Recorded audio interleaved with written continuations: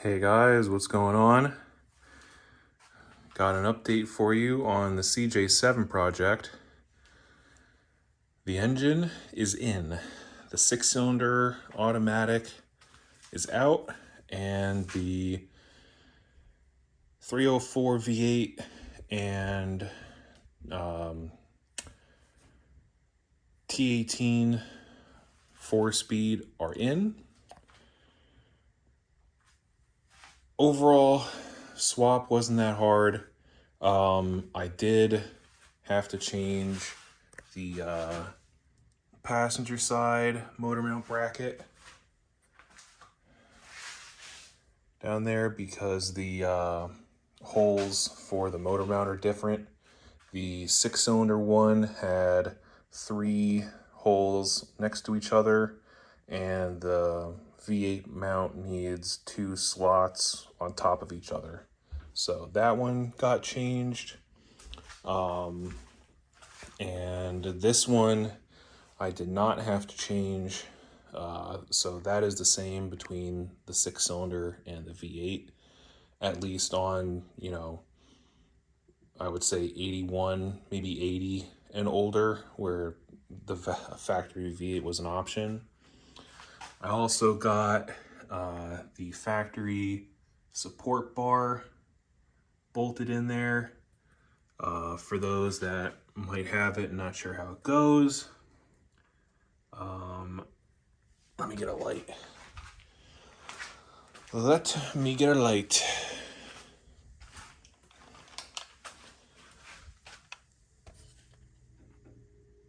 So it'll be on the bottom rear bolt for the bracket, and the tab faces the back. And then,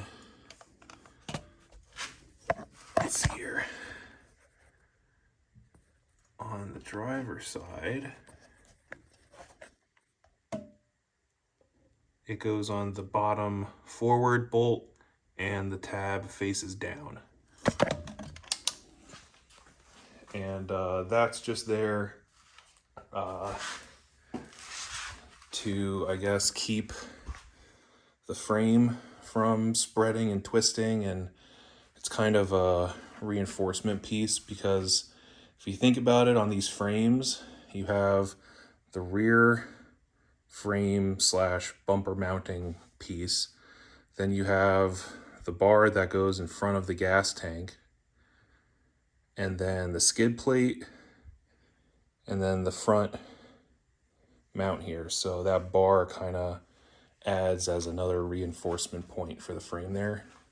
A lot of them didn't have it, whether people took it off as the years went by, or some people say sometimes the Jeep just left the factory without it.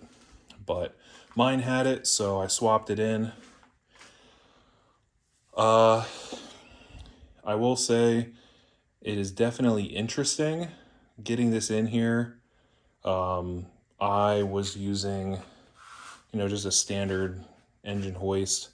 And I left my front bumper and my little fishing rod holder on. It definitely would have helped to have the bumper off. Honestly, I think in the future I will want to get just a longer boom.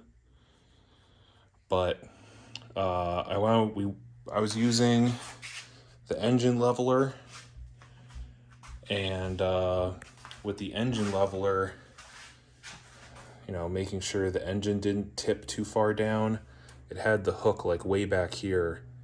And so the engine only got like halfway in before I ran out of room, and I had to set the engine down, kind of resting on the crossbar there, undo the leveler, and then just hook it by the front and put a floor jack on the transmission and use the Jeep to roll forward to keep going in. But it's in there, so good to go.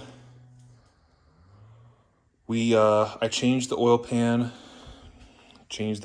gasket because the oil pan that came off of it's really pitted, and I did not want to run the risk of it developing a pinhole leak down the road. You can kind of see through the overspray.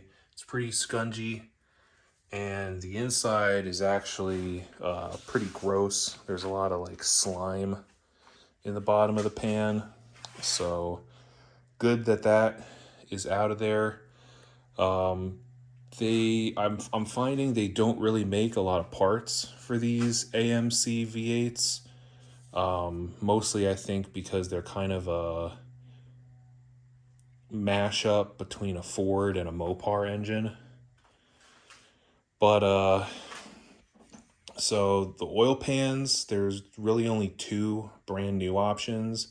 You could buy, I think it's like an Omix or a Crown or something. And there's lots of people that have bad reviews on them saying they don't fit. And then there's also, I think it's like a Moroso pan that's like $600 and adds some extra, it's like an extra capacity pan.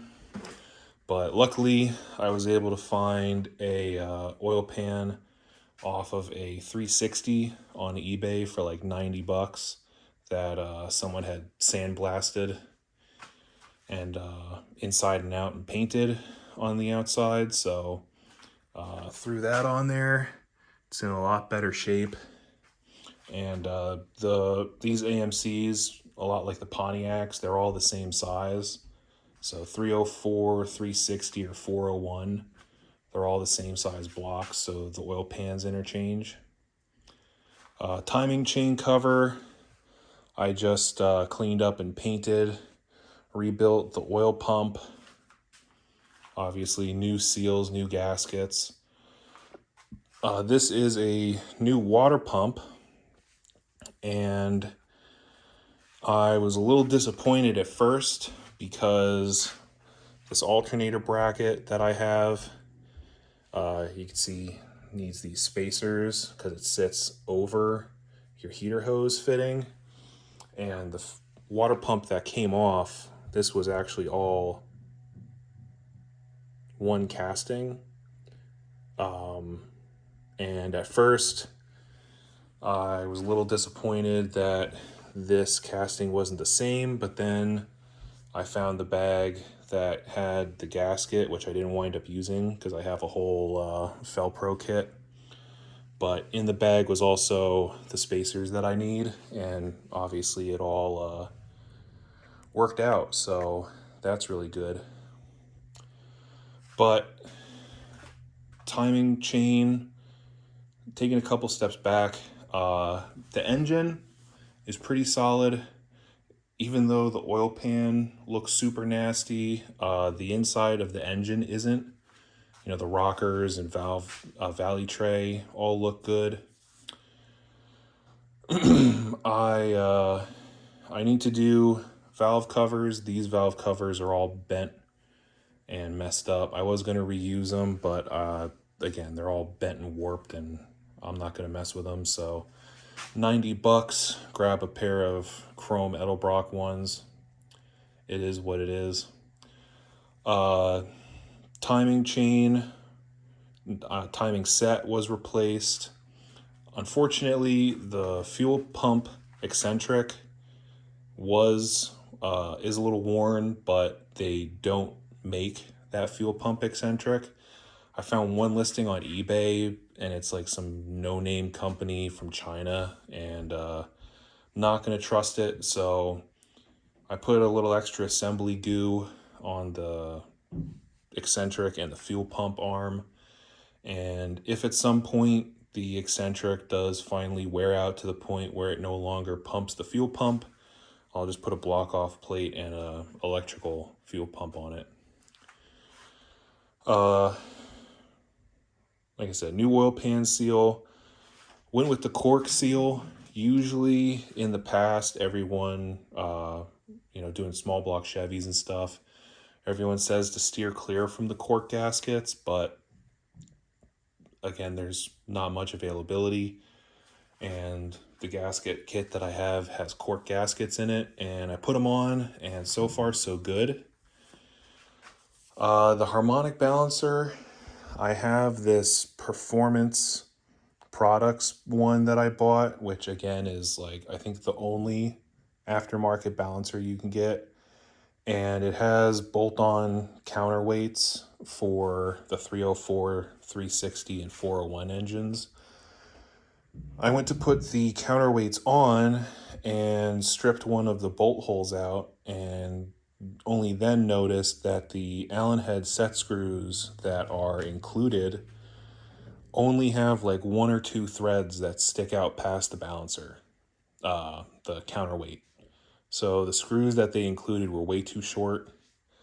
But I got it from Summit. Summit is hopefully going to be sending me a return label, and they're going to swap it out. I put the stock one on there for now, but the rubber little ring on both sides is pretty cracked and split, so I'd really like to not use it.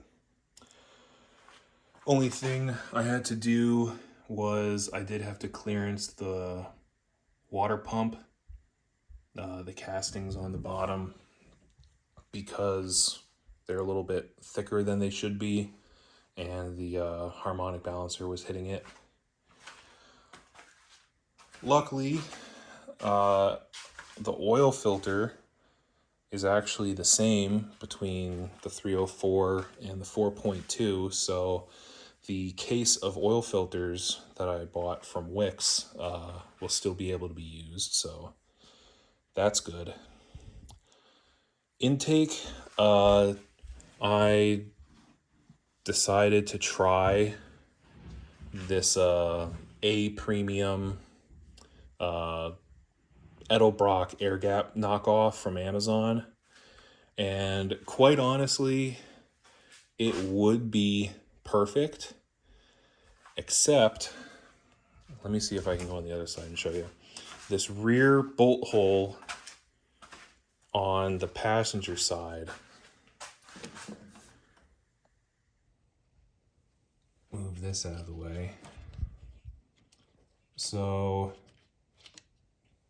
you can see there's the bolt, and this is the boss for your heater hose fitting.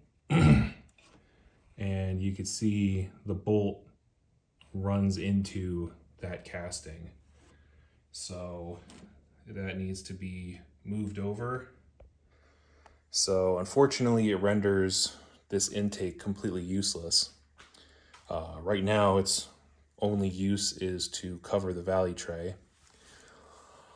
So I am going to have to shell out the big bucks, $550 for the Edelbrock air gap intake. Unfortunately, the aftermarket parts that you can find for these engines are really expensive.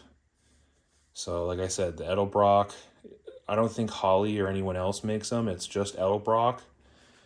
And the air gap intake is $550, and the normal performer intake is like $460 or something like that. So you're gonna shell out either way. I'd rather have the air gap so that I don't have the heat crossover and my fuel can stay cooler, which will add that little extra power and be better fuel economy wise. Cooler air charge needs to use less fuel. So it's just chilling there now. As far as gaskets go for the intake, I did try using the stock metal valley tray intake combo. Unfortunately, that didn't wind up working out. I couldn't get the intake to really sit low enough. So I'm going to try the other method, which is to just use two like normal, like It's going to be a Mr. gasket, intake manifold gasket, one on each side. And then I am going to use the rubber here. A lot of people say don't use it, use just a thick wall of RTV. I'm not a huge fan of just globbing on a 1/4 inch of RTV. I think that's a little excessive. So I am going to use the rubber pieces, and it should be fine. A little RTV on the top and bottom should keep it from blowing out, even, if it would. But yeah, so, but that'll all be coming in the future. Right now I'm at the point where this can just sit. It's, I don't have the engine and transmission laying here anymore. It's not taking up extra room. It's in. I can kind of tinker with stuff without having an intake on. So, and then getting the transmission on, obviously I have a new clutch. I reused the old flywheel. It was in good condition. New throwout bearing, and slapped the transmission transfer case on and got them in. I do have the shifters for the transmission and transfer case. I'm going to paint them the Maui blue that the Jeep is. I think that would be kind of a cool touch, especially since the Maui blue does carry over inside the Jeep, so it wouldn't be out of place. We have all of our clutch components, all the boots, bushings, bracketry, linkage, all there, all brand new. I have the fuel or the oil fill tube cleaned up and painted, and then I have a just a little breather on top. For those who don't know, which I was actually surprised, just being used to like GM products, the PCV on the stock intake actually came up from underneath, and at least I'm pretty sure it came up from underneath, because the metal windage tray or valley tray has holes in it, and then on the underside of this incredibly heavy intake, there's the baffling and everything. So I'm not sure. It has 2 holes down here, so that makes me think it was sucking it in that way. This is the heater hose fitting. I'll have to transfer that over.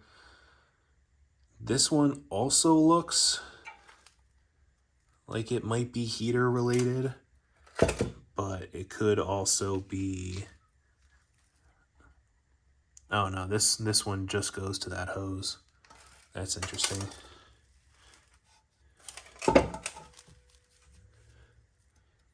Yeah. So actually that's weird. So the back doesn't actually have any coolant flow side to side. More you know on these weird little AMC engines. So yeah, this guy is vacuum, so it either comes in through here or it comes in from underneath.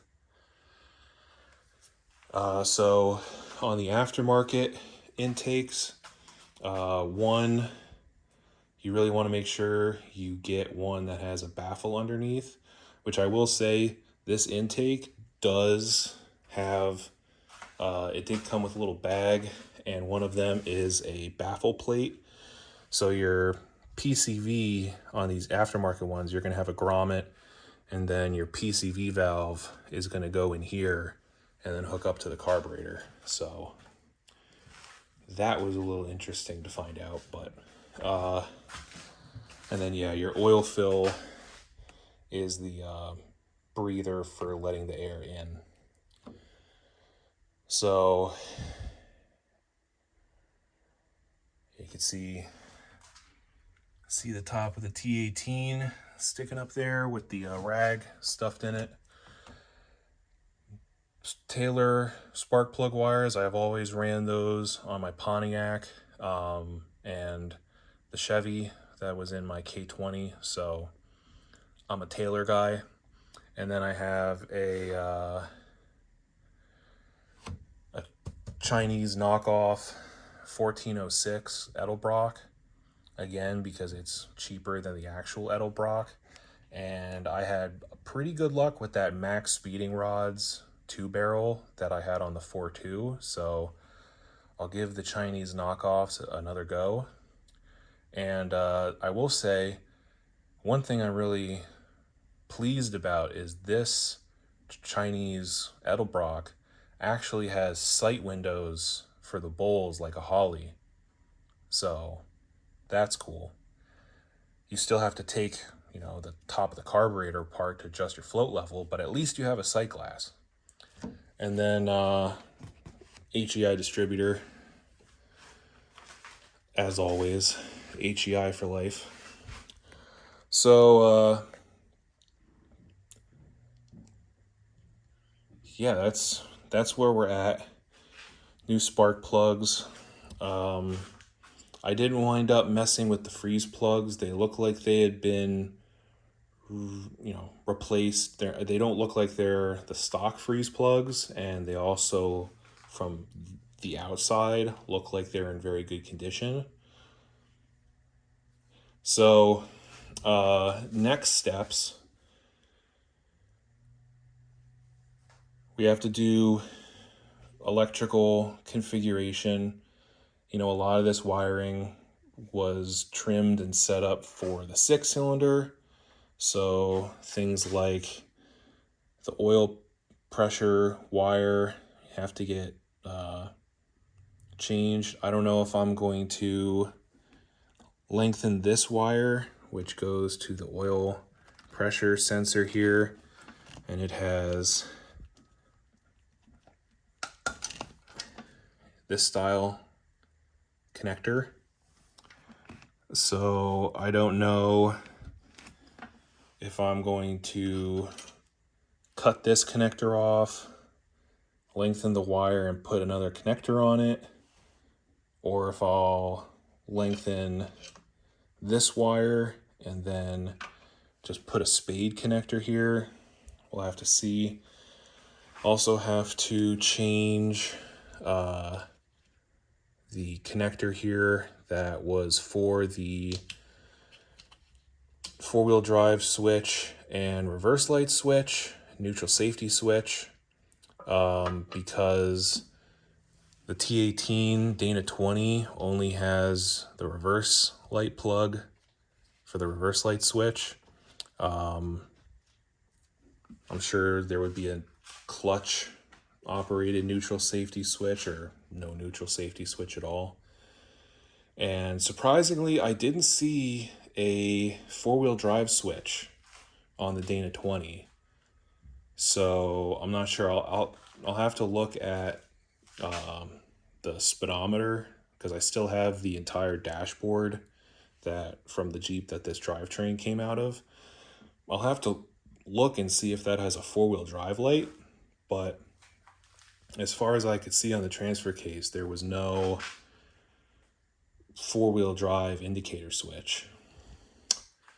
So that's interesting. But yeah, it's a whole bunch of wiring. The alternator will be easy. That's pretty much in the same spot. The big challenge, and what I'm waiting on before tackling the wiring, is actually going to be the headers. I am running fender well headers on this. I have them, they're hookers. And I have to get them in and see where they're going to lie before I get to trimming wires, because you know, obviously before this main loom went down here and came over, because obviously the exhaust and intake on the 6-cylinder were all on that side of the engine. Well, now headers are going to be right here, so I have to get them in and then see if I'll be able to snake the main harness just along here, or if I may have to sneak it underneath and behind the battery. I don't know. So, yeah. And then again, this thing's gonna sit, unfortunately, the drive shaft here from the automatic Dana 300 is not gonna work. It's too short now, since the T18 is a lot shorter than the TF999 automatic was. So I'm gonna have to order front and rear drive shafts, because since I'm ordering the rear, might as well order the front. And that'll be time and money. Again, I have to order the intake and the valve covers, and the intake's a lot of money. So this probably won't get finished up for a good while. But like I said, there's lots to do in the meantime. I have to get the steering column out. I have to get the brake booster bracket disconnected and swap out, pull the pedal box out, and swap our clutch cable back in. I also have the whole, this is the one from the factory V8 Jeep. I just swapped the automatic brake pedal from the other box that I'd already cleaned up and painted. But I'm going to take it out. I have to see if it has this return spring bracket for the clutch pedal.